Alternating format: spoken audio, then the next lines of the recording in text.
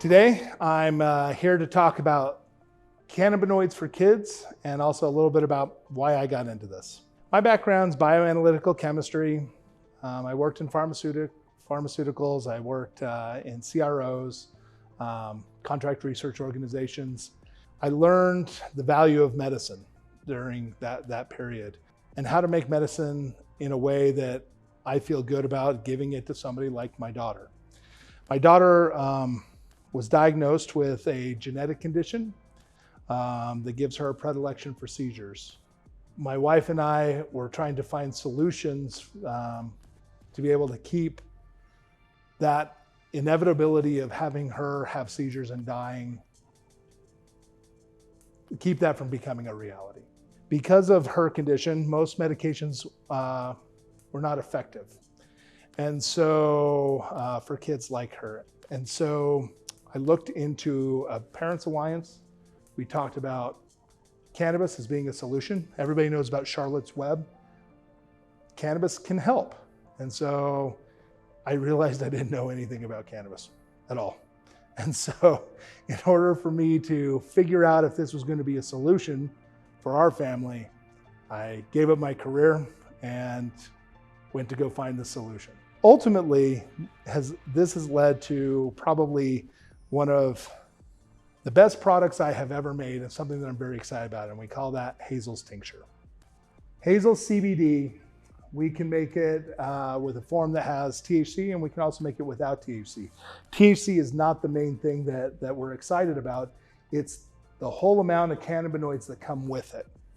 And so in the case of this particular tincture, 100 milligrams of CBD. CBD has multiple physiological effects, but one of the things that we really like about CBD is it's been shown in multiple studies now to be neuroprotective. And so that's a really big aspect of a daily regimen for somebody who has misfiring or other things that are going on. We want to get a neuroprotective indexing going on. CBDV, it's the munchies molecule. This one affects a couple different receptor areas that are a little bit different from CBD by itself, but also stimulates appetite. My daughter sometimes has stomach issues and sometimes she has these pains and different things like that. And so making sure that she's able to have a good, well-balanced diet and so forth, I like to stimulate the appetite just a little bit. CBG is good for inflammation. She has loose core and a couple other things. The poor kid has bruises all over her knees and her legs and different things because she's always running into things. Lowering inflammation is a big aspect for making sure that she has an overall health profile. This is the one that I am most happy about is CBC. The implications for CBC seem to be an anticonvulsant. And so where some people are taking massive amounts of CBD to try and stop or railroad the synaptic system to stop seizures, we find the combination of only 100 milligrams plus 12 milligrams of CBC per dose is sufficient for stopping most convulsant activities for everything from certain forms of MS, Parkinson's, and epileptic conditions. Now, that may not be enough for all conditions, but in this particular case, in Hazel's Tincture, this works, and it works very, very well. And then, obviously, we all have problems sleeping these days, anxiety and all kinds of different things. We typically would administer before bed, and so getting a little bit of CBN helps maintain that sleep profile throughout the entire night. And then we have hemp-compliant amounts of THC. What that just basically means is when you mix things with THC, they tend to have a higher absorption rate. And so we get more bang for our buck by having a little bit of THC than we do without it. And so that's why we created what we did for my own Hazel. Now, I get asked all the time about cannabinoids for kids. There's a couple general rules that I would say.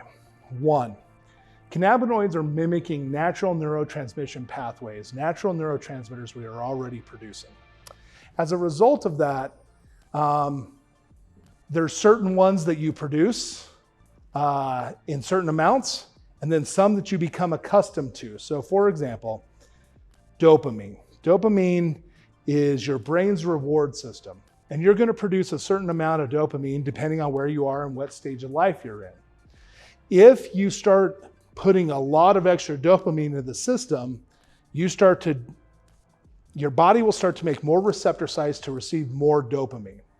And what that does is that may not be the natural amount of receptor sites you would have in the synapse. What does all that mean?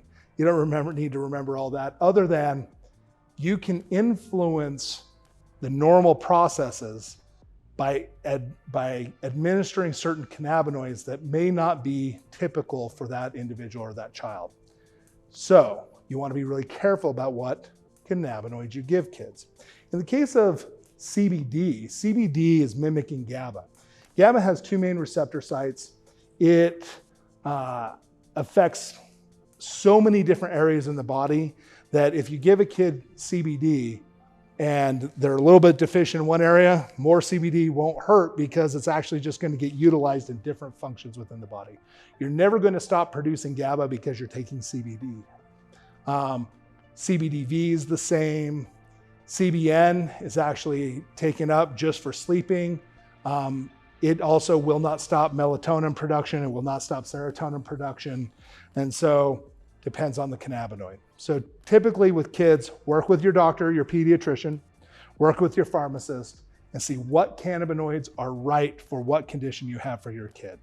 One other thing that I would also mention is certain cannabinoids like CBG have a higher cellular uptake rather than central nervous system uptake. And so what that means is you have loose gut or your stomach hurts or things like that.